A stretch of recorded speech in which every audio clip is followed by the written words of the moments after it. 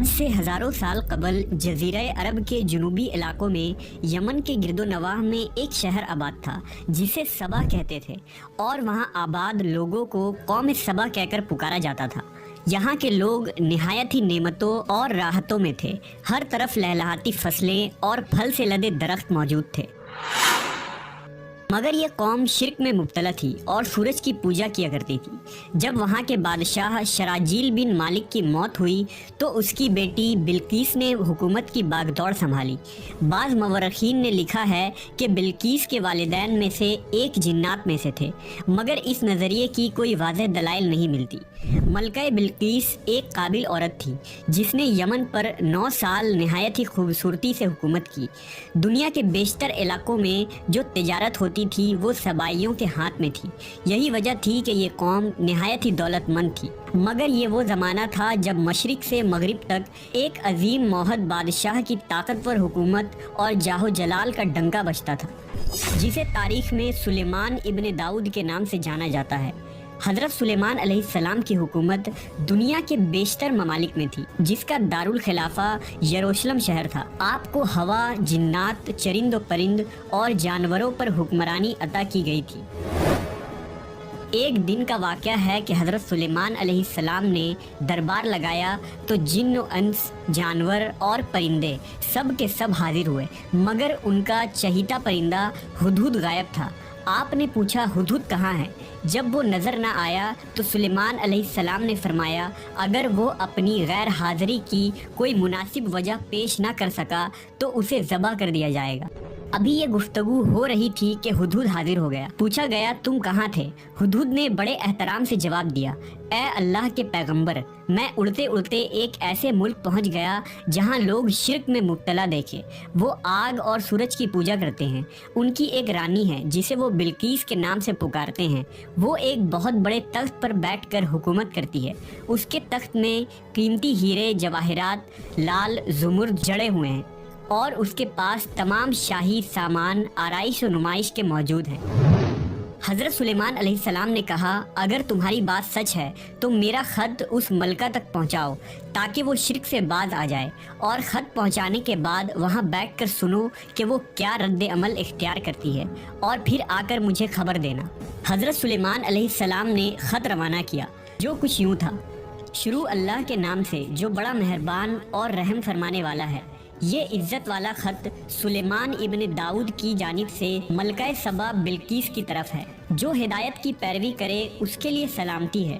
مجھ پر غلبہ کی خواہش نہ کرو، میرے مقابلے میں سرکشی اختیار نہ کرو، بلکہ فرما بردار اور مطیع ہو کر میرے پاس آ جاؤ۔ یہ خط دراصل ملکہ سبا اور اس کی قوم کی طرف دعوت اسلام تھی۔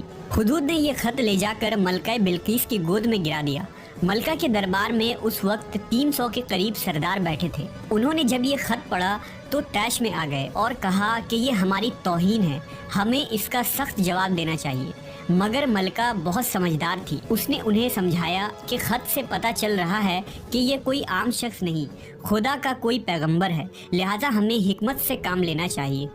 اس نے کہا کہ میں حضرت سلیمان علیہ السلام کی طرف ایک تحفہ بھیجتی ہوں، اگر انہوں نے قبول کر لیا تو وہ بادشاہ ہے، میں اس سے جنگ کروں گی، لیکن اگر انہوں نے تحفہ قبول نہ کیا تو میں اس کی پیروی کروں گی کیونکہ وہ نبی ہے۔ ہدہد یہ ساری گفتگو سن رہا تھا۔ اس نے آ کر حضرت سلیمان علیہ السلام کو ساری بات بتا دی۔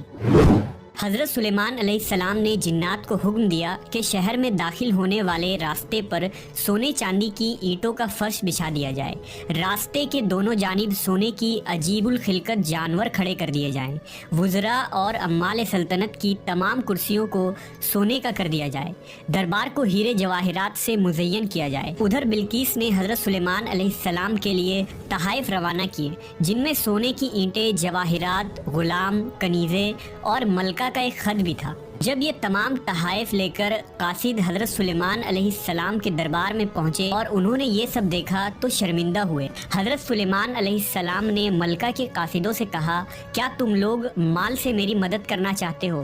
مگر دیکھ لو، جو کچھ اللہ نے مجھے دے رکھا ہے وہ اس سے بھی زیادہ ہے جو تمہیں دیا ہے، لہذا تمہارا تحفہ تمہیں مبارک ہو۔ اب تم اپنے تحائف کے ساتھ واپس جاؤ اور اپنی ملکہ سے کہنا کہ ہمارا انتظار کرے، ہم ایک زبردست لشکر لے کر آئیں گے۔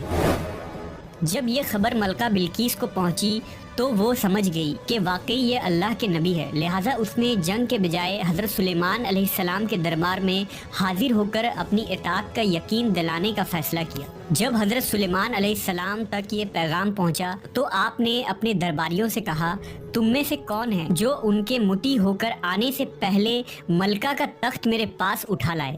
ایک دیو ہیکل جن نے کہا، آپ کے دربار کو برخاست کرنے سے پہلے میں اسے لا سکتا ہوں، میں اس کام کی پوری قوت رکھتا ہوں اور امانت دار بھی ہوں۔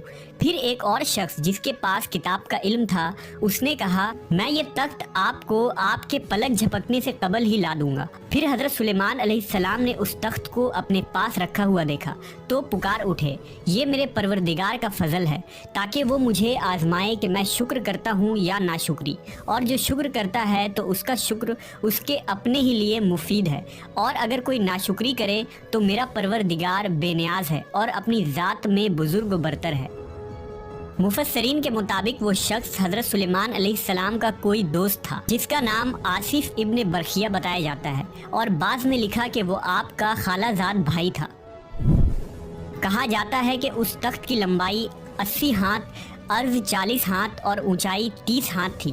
اس میں موتی، سرخ، یاقوت، سبز زمر جڑے ہوئے تھے۔ حضرت سلیمان علیہ السلام نے اس تخت میں رد و بدل کر دیا اور اسے پہلے سے بھی بہتر بنا دیا۔ جب ملکہ بلقیس حضرت سلیمان علیہ السلام کے دربار میں حاضر ہوئی تو آپ نے پوچھا، کیا تمہارا تخت بھی اسی طرح کا ہے؟ اس نے کہا، یہ تو گویا ہو بہو وہی ہے، اور ہمیں تو پہلے ہی معلوم ہو گیا تھا اور ہم فرما بردار ہو چکے ہیں۔ بلقیس کے آنے سے پہلے حضرت سلیمان علیہ السلام نے ایسی عمارت بنانے کا حکم دیا جس کا فرش شیشے کا ہو، نیچے پانی جاری ہو، پانی میں مچھلیاں اور دوسرے آبی جانور ہو۔ حضرت سلیمان علیہ السلام اس عمارت میں اپنے شاہی تخت پر جلوہ افروز تھے، اور شیشے کے نیچے سے پانی اپنی پوری آب و تاب سے بہہ رہا تھا، جبکہ اس کے اوپر شیشہ نظر نہیں آتا تھا۔ بلقیس کو اس محل میں لایا گیا۔ جب اس نے فرش کو دیکھا تو سمجھی کہ یہ پانی کا ایک حوض ہے، لہذا اپنی پنڈلیا سے کپڑا اٹھا لیا۔ سلیمان علیہ السلام نے کہا، یہ تو شیشے کا چکنا فرش ہے۔ تب وہ شرمندہ ہوئی اور بول اٹھی، اے میرے پروردگار، میں سورج کی پوجا کر کے اپنے آپ پر ظلم کرتی رہی ہوں، اور اب میں نے سلیمان کے ساتھ اللہ رب العالمین کی اطاعت قبول کر لی۔ لہٰذا بلقیس پر یہ ظاہر ہو گیا کہ جس طرح وہ شیشے کے صحن کو پانی کا لہریں مارنے والا گہرا حوض سمجھ بیٹھی، اسی طرح اس نے اور اس کی قوم نے سورج کی چمک اور دمک دیکھ کر اسے معبود اور خدا سمجھ بیٹھے۔ اسے اپنی فاش غلطی پر نہایت ہی شرمندگی ہوئی۔ بعض مورخین نے لکھا کہ اس واقعے کے بعد ملکہ سبا مسلمان ہو گئی اور حضرت سلیمان علیہ السلام کے نکاح میں آ گئی، جبکہ بعض نے لکھا کہ آپ نے بلقیس کو یمن واپس بھیج دیا اور اس کے لیے وہاں 3 بڑے محل تعمیر کروائے۔